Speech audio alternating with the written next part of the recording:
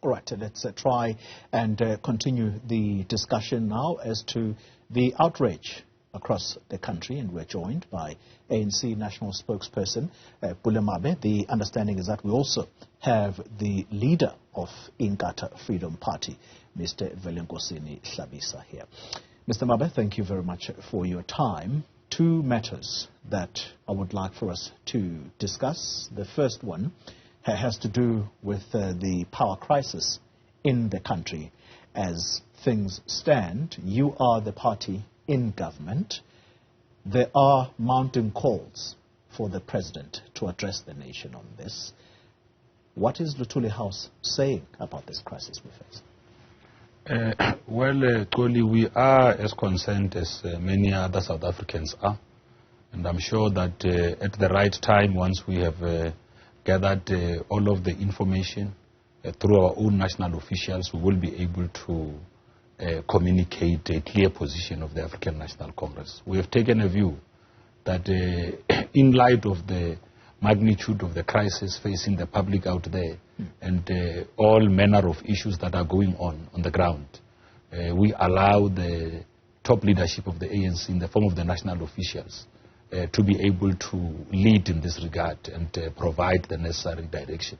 Yeah. So we will be able to speak more fully once all of the work that is currently happening in the background, including meeting with various stakeholders, having conversations, all of those things are done. We'll be able to then convey what is the position of the party. All right. So in simple language, the ANC has decided to centralize communication around this, and it is left to the top 7 leadership of the party to... Not necessarily, Xoli, not necessarily. I think it is only fair to say that given the weightiness of the matter that we are dealing with, the many issues that are happening out there on the ground, it is very important that the posture that the ANC take and the message that it ultimately communicates is one that brings our people together, but one that also articulates and advances solutions that are there.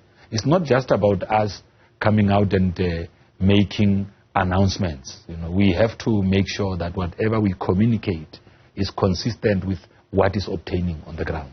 Just one specific matter before I go to Mr. Mngambi. There does seem to be a very strong call coming through that the president must declare a state of disaster on Eskom. Has the party formulated a position about how to tackle this matter? Well, I wouldn't, we haven't really entered that space or had that kind of a discussion ourselves. You know, we'll only be meeting as the National Executive Committee in the next week. You know yourself, Xoli.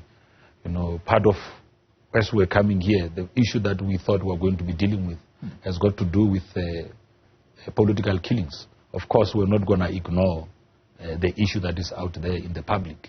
You know, so one would have prepared sufficiently to deal with all of the issues and getting the necessary updates. Well, I appreciate you at least giving us some direction as to where the ANC stands. Mr. Mngambi, you hopefully have heard what Pule Mabe is saying here, and that is that this matter is left to the top leadership of the ANC to communicate on. What is the IFP's position on the matter of load shedding in our country?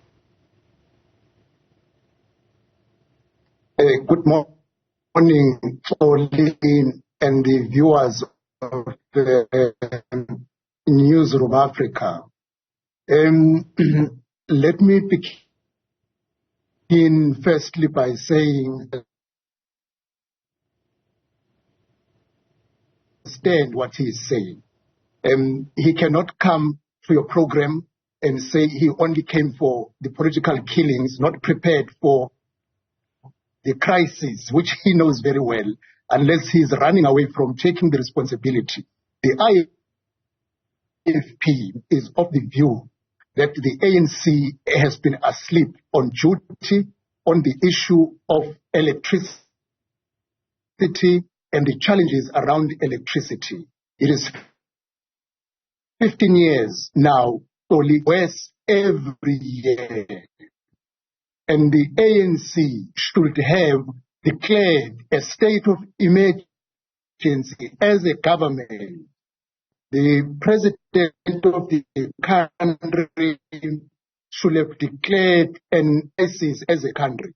Now, both the president and the ANC have failed South Africa in many respects. Go to the issue of employment, crime, inflated prices of food and everything. But the worst thing is the load shedding. This is destroying the economy. Small businesses are closing down. Our people at night are placed at risk because when there is no electricity, crime is going to be at the highest point.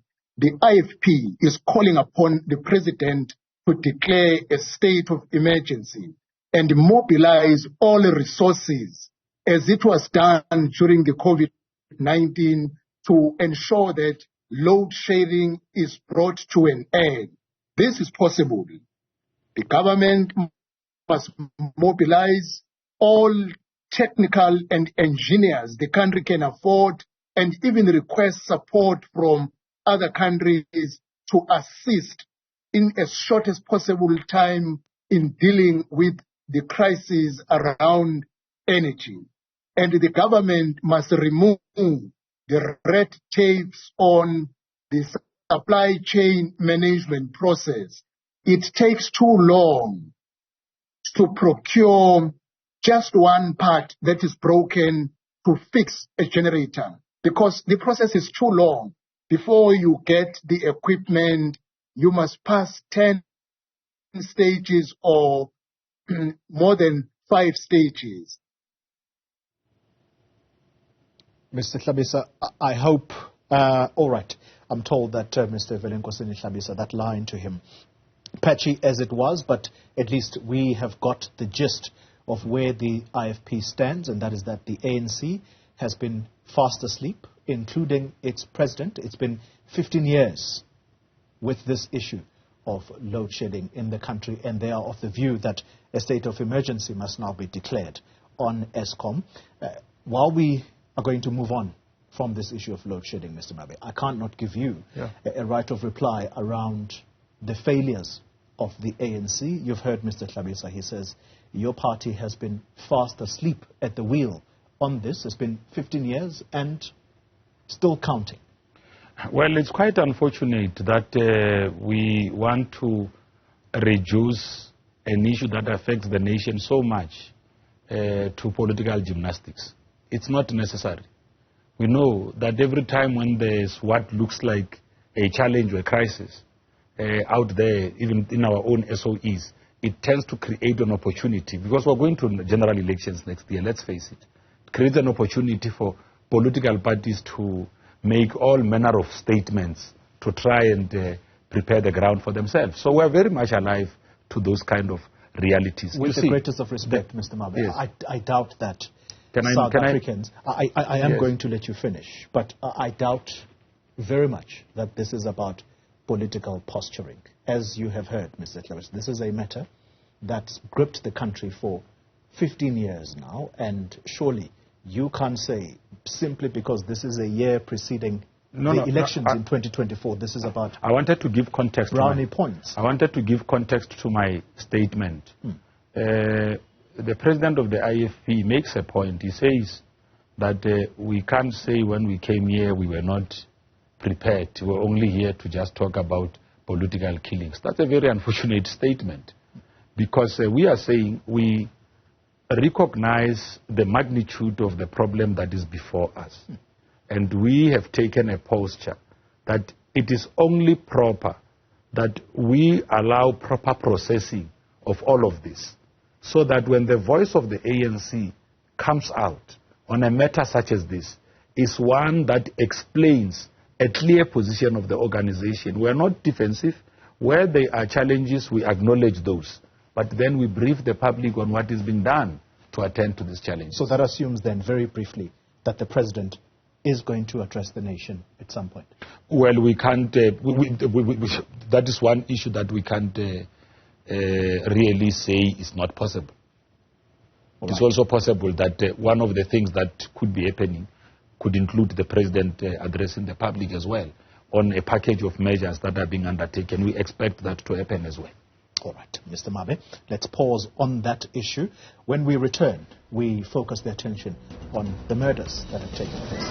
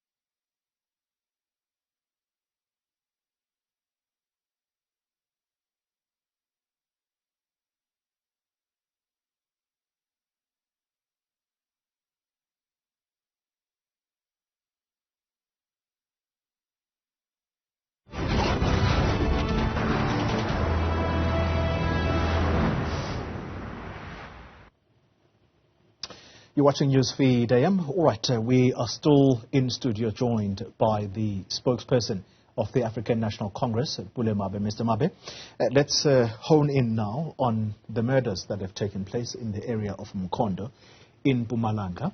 These were members of the African National Congress. Xoli Mngambi is one of the people that was sadly killed. In fact, he made a video before he was murdered, and I'd like you to quickly have a listen to this first before we continue the discussion. Comrades, we are in a crisis. Mkhondo, sibhekane nesigilamkhuba esibizwa ngasikemekeme vusimotha. Uyasibulala manje. Sibulalela ukuthi thina zama simela nokuthi akawusizi nix Mkhondo. Akasizi nix Mkhondo. Sesithi nani? Cela nazi mina nguSmile. Comrade Smile cancela. Cela mangabe ngazi, mangabe ngifile namuhla, ngibulawa ngivusimotha. Vusimotha uyasibulala manje. Cela kubulala umfowethu lapha obekameli organization angamelanga yena. Vusimotha wenza ngathi la Mkhondo ukakhe, akusikakhe. That's the murdered ANC councillor, Xoli Mngambi. Mr. Mabe, your reaction to what has happened? Well, Xoli, it's really a sad encounter. Our Secretary General, Comrade Fikile Mbalula, together with the National Executive Committee members, the Provincial Executive Committee, as well as REC members of the ANC, have descended to Mkhondo this morning. They will be visiting families of the bereaved, Xoli's family, and the two others. It's so sad that the killings of the three happened just under 2 months, when we had to lay another assassinated member of the ANC to rest, Muzi Manyati, who was the deputy chairperson of Gert Sibandi. This is quite worrisome. When our families release us to go to meetings of the ANC, their expectation is that we'll come back home in one piece. The Secretary General's visit to Mkhondo, we were all expected, just that we had other commitments, we're all expected to join him there. It's part of showing the community, showing those families that we are standing on their side. I went to attend the memorial service of Muzi Manyati last year, because he also served with us in the ANC Youth League. So these are young people. Xoli is 36 years old, and he was a ward councillor for Ward 12 in Mkhondo. The other two that were really with him had very little or nothing to do with our own political activities in the organization, but certainly here they are. They met their untimely passing there and there. Let me come in, if I may, because of time constraints, Mr. Mabe. There's a name that Sibonelo mentioned, and that name is that of Vusi Mota, yet another member of the African National Congress. In fact, the understanding is that he appeared in Piet Retief Magistrates Court yesterday. Is the ANC convinced now that these are political murders or political killings that are on the rise in Mpumalanga? Well, we can't isolate that fact. We can't isolate that fact that, the leadership of the province, of the region, ordinary members of the ANC in that province have expressed the point that these are politically motivated killings. So we are calling on the police to investigate this, to leave no stone unturned, to make sure that they get to the bottom of this. So, but what is the problem? Well, the matter is now before the courts. There are suspects who have been arrested, and I'm sure when the issues are ventilated out in court, we will be able to know the real facts behind all of this. For now, we will be saying our own views. I think it's safe to say that these issues are now before the courts. Let us place reliance and confidence in the courts. Mr. Mabe, earlier I spoke to a provincial government spokesperson in Mpumalanga, speaking on behalf of the entire government there, and he seemed to suggest that before these murders occurred, there were service delivery protests in the area of Mkhondo, and subsequent to that there are these murders, and indeed the name of Vusi Mota, who is now in custody, again came up in that conversation. I'd like to raise this issue with you, perhaps layered with what happened when the Minister of Police went to Mkhondo. The convoy that was ferrying them had to stop on the side of the road in order for the gravel to be leveled so that the vehicles do not get damaged. That is the sum total of what is wrong with this picture, Mr. Mabe, and that is the ANC governance in that municipality. And some might say it's a microcosm of what's taking place throughout the country. The ANC has failed, has it not? Well, Xoli, you are making a number of assumptions to preface your question.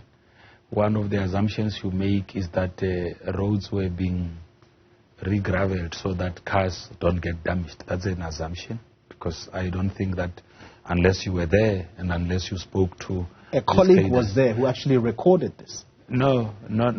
I've seen what was doing rounds on social media. I wouldn't want to enter that space. I think that if we deal with a service delivery issue that affects our communities out there, we should be saying what are the things that the ANC is doing at a local government level to make sure that we attend to these things in a manner that they don't deal to comrades. I mean, sometimes even comrades destroying public infrastructure. You saw what happened in a typical example, what happened in Mwate.